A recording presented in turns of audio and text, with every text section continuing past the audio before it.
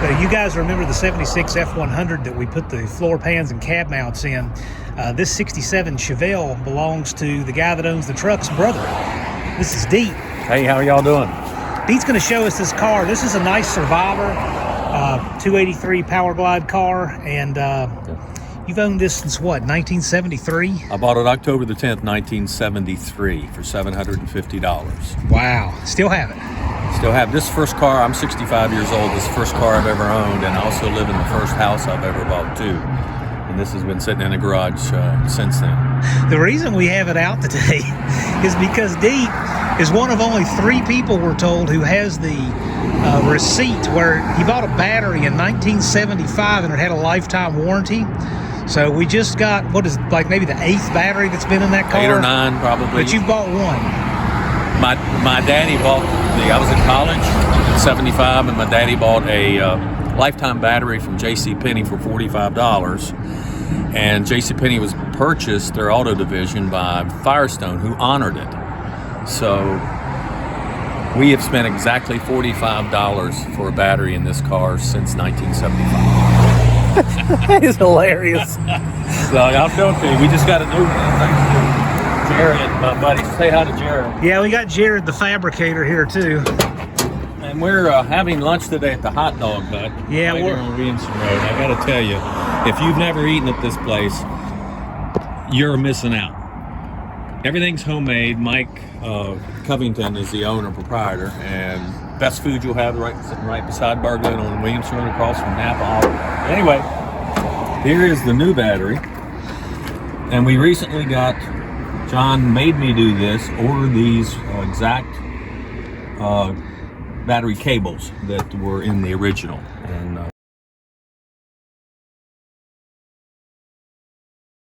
of course they're new, but I think it was about $86. The other ones were in the condition of twist ties, and I said, you've really got to get some new cables. You should get the proper cables for the car, because the car is really original. It has been resprayed once, yeah. And that engine was re-ringed, had a minor overhaul done in the 90s, but other than that, this car is really original. It is a Survivor. And thanks to John again, this guy, John Willman, is a master. This is the original radiator that he took to a gentleman in Bluefield, right? Right. And reborn. How do you call it? What do you call it? Yeah, it's one of those old time radiator shops that still cleans them and solders them back. So we had the tank fixed on it. Yeah, and it's original and it's working great.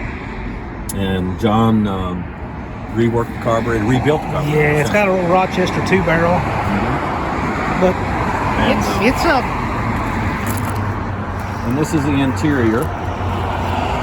They made a car so simple back then that it's really hard to mess it up. And you knew where everything was in it. All it has, I locked this so while we were in eating so nobody'd steal anything. There it is. It's got an AM radio and a heater. And that's about it. It has everything you need and nothing you don't. Right, exactly. Good way. And no headrest. They didn't put headrests in them then. The headrests were required in '68, so this would be the last year that didn't have them. 68? Yep. Yeah. And then, of course, it's a convertible. This amuses John very much here.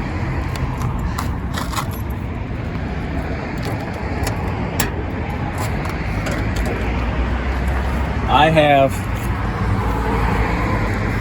1983, when I would fill up the car, I would put the date, how many gallons, the price per gallon, and how many dollars.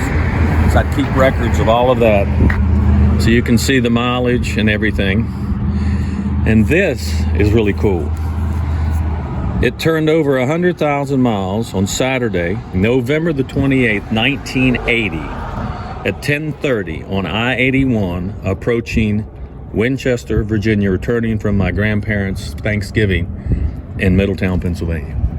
The car now has 141,000, John. So well, considering notes like that, it has 141,768 to 9.5 tenths. Yeah. So we can't just estimate. So in 40 years, it's had 41,000 miles put on the car.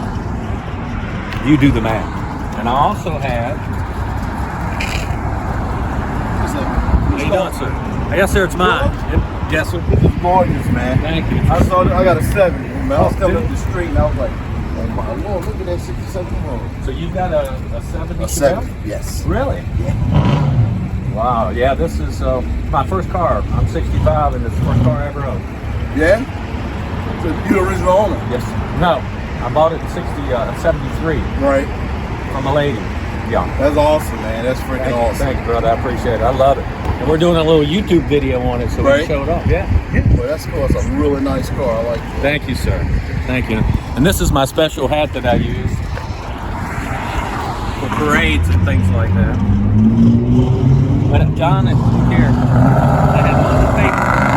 Oh, that's a beauty. I have all the paperwork of every oil change, everything that's the maintenance that's been done to this vehicle since 1973. It's all right in here. All of the You have a receipts. gigantic stack of towels. Yeah, you never know when you're going to need a bath. Actually, year one stuff that I've gotten it from, and this here is interesting. This is, you call it a shop, what do you call it, a shop? A shop manual. But it's like an owner's manual, right? No, it's a manual for service. And it tells you, That one has all the engine rebuild, transmission, chassis stuff in it. Everything with the wiring diagrams, pretty much. yeah, so.